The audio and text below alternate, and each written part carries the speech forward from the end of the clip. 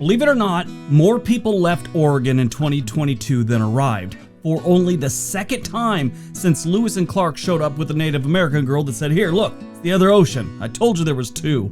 I'm sure a lot of your mouths are open right now because of everything you've heard in the news about Oregon. You probably assumed that people have been flooding out of here for years because of liberal policies, riots, rivers on fire, and serial killers dressed like clowns in ice cream trucks. The state and the city of Portland aren't perfect, but they're definitely not as bad as they make it sound. Obviously, most of the negative things you hear about Oregon have to do with Portland.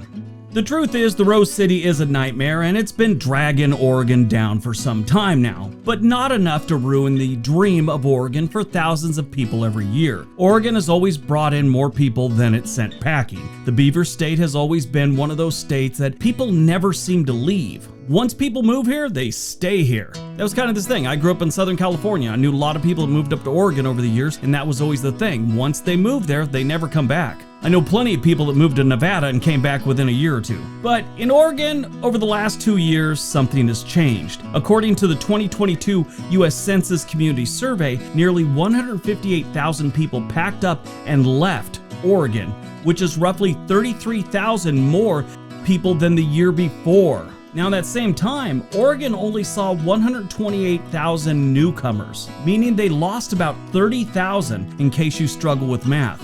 No demographic was immune to this exodus. Oregon lost residents across all age groups in 2022, but saw a jump in out-migration among children and adults between the ages of 35 and 55. This suggests families have had enough of Oregon.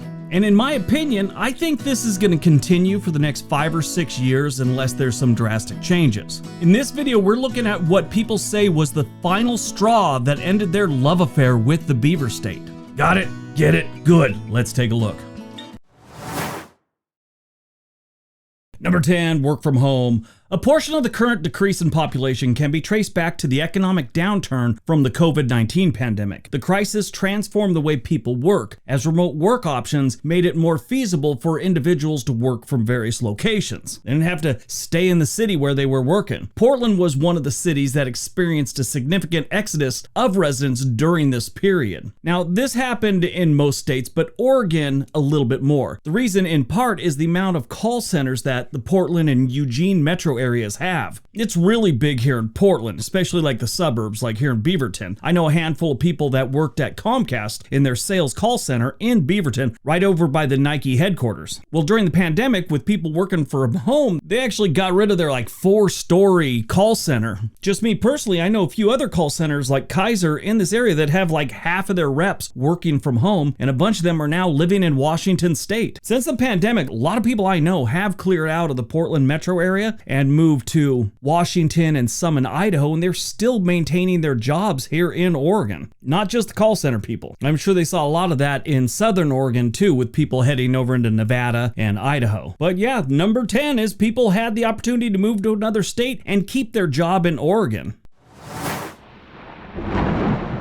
Number 9, taxes. If you didn't know, the taxes are a bit much here in Oregon. There's actually a saying that the state of Oregon loves its taxes like a sailor loves his rum. Every year around tax time, I keep hoping like Oregon will go into rehab for their tax problem. Besides the state level taxes, which are excessive, I think, here in the Portland metro area, you have this homeless tax. If you dare make a little extra cash each year, you have to help pay for the street cleanup, above all your other taxes you already had to pay. Not sure what's going on over there over my shoulder, but it looks like he's fallen asleep on his hands and knees. Hey. In 2022, Oregon was ranked as the 4th most taxed state, and they don't even have a sales tax. Everything else is through the roof. It really bugs me because just 30 minutes away from me, across the border into Washington, you'll find the 5th lowest taxed state in the union. And that's why so many people are leaving Oregon for Washington. They're tired of being taxed to death. Number 8, crime. Yeah, in recent years, Oregon's crime rate has shot up. I mean, thanks in part to Portland, obviously. Eugene and Salem have also seen their crime rate jump. And of course, down in Grants Pass, it's always been kind of high and it's not getting any better. The violent crime rate from 2020 to 2021 jumped by 11.8%. 21 to 22, it jumped by 9%. Now, this is what's really scary. 2019 to 2022, shootings and homicides increased by 300%. Robberies increased by 50% in 2022 alone. Vehicle thefts hit a record high. Work order requests for graffiti removal increased by 500% between 2020 and 2022. Crime is driving a lot of people out of Oregon, and you don't expect it from Oregon. At least you didn't used to expect it from Oregon. Number 7, the cost of living. Yeah, the cost of living's been on the rise everywhere, but a little bit more in Oregon. Oregon used to be one of those places where you move to save a buck. That's why I moved up here almost 14 years ago. And this is the part of the video where someone's gonna leave a comment of, well, you're the reason the cost of living's going up. All you Californians moving up here. You're forgetting how California got so expensive. People from Oregon, Indiana, Washington, Idaho, they all have been moving down to California for forever. It's just the way the world works. Once the prices get too high someplace, everyone leaves and the prices go down. It's the way the world works. It's the way the economy works. As people are starting to leave Oregon now, prices will start to drop again. But currently, the cost of living in Oregon is 12% higher than the national average. Housing is 28% higher than the national average, and utilities are only 1% higher. And that's another reason people say they're leaving, the cost of living. That's not even figuring the taxes, which we already talked about. So you got a high cost of living, and then you compound that with a bunch of extra taxes. I'm actually getting irritated doing this video because I live in this state. Number 6, the weather. People say they leave Oregon because of the weather. I get it. I understand it. It rains a lot. It's got a lot of cloudy skies. Myself, I like that type of weather, sort of. So it doesn't bother me, but I understand why a lot of people, they've moved here. They think they can take it. They spend about 2 or 3 years in Oregon, and then they're all, I can't do this weather. And they leave, and they end up in Nevada or Arizona or someplace like that. It's just some people, those cloudy skies and drizzle all the time, that wears on people, and it affects their mood, lack of vitamin D, they pick up and move. Number 5, the civil unrest. Yes, this was a big one for people. Here we are at the number 5 spot, the civil unrest. Now, it just wasn't the George Floyd thing from a couple years ago, but let me explain a couple things here. Most or almost all of the civil unrest, protests, and riots were in Portland. They had some small things in other cities, but nothing major, no matter what the news wants you to believe. The other thing is, it has been kind of quiet since the summer of 2021, but that image and anxiety still lingers. This has caused a lot of people from all over Oregon to throw in the towel and say enough is enough and move to Idaho and Utah and Colorado. Now, it just wasn't the thing in 2021. There have been a ton of different protests in the 13, 14 years that I've lived here. Back in 2011 is when it all started with the Occupy Wall Street. Granted, majority of that was going on in New York City, but Portland had their own thing too. Oddly enough, a lot of experts kind of say that helped blow up the homeless population here in Portland and other cities. But even though all the protests and all that have been over for quite some time, it still affects a lot of people and they want out of the state. Now, as far as how Occupy Wall Street affected the homeless situation, I'll talk about that later on this video because obviously the homeless situation in Oregon will be on this video.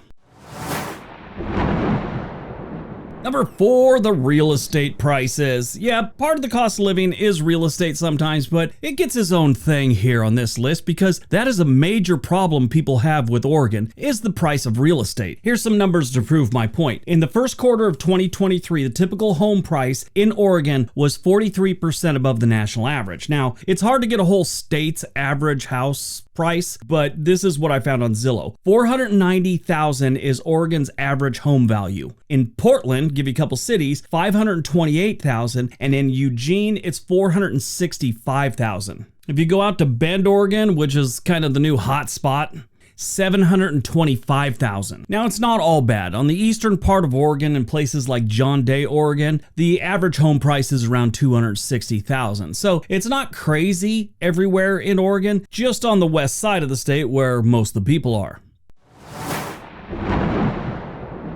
Number 3, politics and government. Now, this goes on a city level and a state level. The state of Oregon's politics have been a nightmare for a very long time, especially here in Portland. All the problems going on with the homeless, the rising crime, of course, taxes. Everyone's gonna blame the politicians, like they probably should. They're running the show. Why are we having these problems? Every state has its problems, but in Oregon, we've got a few that are just being thrown in your face on a daily basis. And it's driving a lot of people out of the state. state. In my opinion, you're just moving to another state and exchanging the problems for a new set of problems. Every state government has its shortcomings, so really we're just getting sick of what we're having to deal with here, and we move to another state and start dealing with something else. Number 2, the homeless situation. Yes, this is driving people out of Oregon, especially in the Portland metro area. It has gotten really bad. Now, in recent months, it's cleaned up a little bit. They've kind of, shaken up downtown a little bit. It's got a long way to go. It's not perfect, but they're making progress. As the old saying goes, though, too little, too late. You got businesses that have left, families have left the downtown area. We've even got some issues with homeless people in our rural communities. I mean, you're always going to have one or two, no matter where you go on the planet. It's just pretty bad when you start having 30 and 40 homeless people living around a town of, 1,100. My friend Eric just moved out to the Dalles. He kept finding some guy asleep at the end of his driveway. But like I'd said earlier, I'd been reading this study a couple months back about the history of the homeless situation in Portland, how it got so bad. A lot of it started with the Occupy Wall Street thing. For like 50 days, those people camped out on the streets and in the parks all around Oregon. Now, they did this in other cities too, but this video is about Oregon, and I'm telling you what happened here. After the Occupy Wall Street thing ended and people started going home, they left their tents behind. And in a lot of cases, they felt bad for the people that were sleeping under cardboard boxes and stuff. They'd go donate these tents to these people. And these people are all, this is great. Someone just gave me a tent, and they just popped it up on the sidewalk. And that little trend spread like wildfire. Now, I don't know if that started here in Portland or what, but that was the beginning of a new era in homelessness in Portland, Oregon. Now, I'm generalizing here, but you get the idea of what I'm saying. Back in the old days, we've always had homeless, but back in the old days, they would stay under bridges, under overpasses, and occasionally, they'd have little towns in vacant lots. Little communities. Sometime around 2011, 2012, they started going, you know what? We're going to stay here on the sidewalk. And it became harder and harder for the police and local officials to get them to stop doing that. I think in a lot of ways, a lot of politicians and a lot of residents really just hoped it would go away. No, it just got worse. It's chased a lot of people out of Oregon, especially Portland, Eugene, and Salem. All right, before we get to number 1, don't forget we have another channel called On This Day. I am struggling to keep that one going because it really does a lot of good. We donate to teachers and stuff like that. And that channel just has never gained the traction I keep hoping it will. Anyway, appreciate if you went over there and subscribed, maybe watch some videos. All right, on to number 1. And number 1, everything else. So there's a whole bunch of things listed that almost made this list, and I didn't want to ignore them, so I thought I'd put them at number 1. The first problem is the drugs. So for a long time, Portland and a couple other places just kind of let people do their drugs on the street in public because they were putting people in jail for doing something they were going to do as soon as they got back out. It wasn't rehabilitating anyone. They were just housing them for a little bit longer and wasting more tax dollars. It was doing nothing to put them in jail but cost money. So I see the idea behind it, but I think it was poorly executed and poorly thought out. That's driven a lot of people out. The schools have been dropping in a big way in quality and outcome all over Oregon, not just Portland. Sure, they have some shining examples of great schools, but overall, it's really, we fumbled in a big way here in Oregon over the last decade. Infrastructure. Yes, we have a crumbling infrastructure here in Oregon, especially in the cities where obviously most of the infrastructure is. A lot of that ties into the homeless situation, budget problems, politicians making bad decisions, and businesses leaving the state, less tax dollars to fix problems with the infrastructure. And finally, rumors and reputation. The rumors are big about Oregon and the reputation is horrible. A lot of this has to do with exaggerations in the news. Going back to the riots and the protests, they made it look like on the news that the whole city was engulfed in flames and everything like that. It was really like a 3 or 4 block square area where all that was going on. If you don't believe me, go over to Nick Johnson's channel. He came to Portland right after that happened, and I met him and we talked to a bunch of people together, and they were saying no, it wasn't that bad. And he even told me they made it sound like the whole city was on fire, and it really wasn't. He talks about it in his video. Go look at it. Portland, Oregon. Nick Johnson. I actually went down there and filmed. It's on my other channel, but I went and filmed just so people could see that the entire city wasn't engulfed in flames, but that's part of the reputation. I get people still to this day trying to say that Antifa runs this city. You know how insane that is? That's some make-believe stuff that isn't even worth talking about, but I'm going to.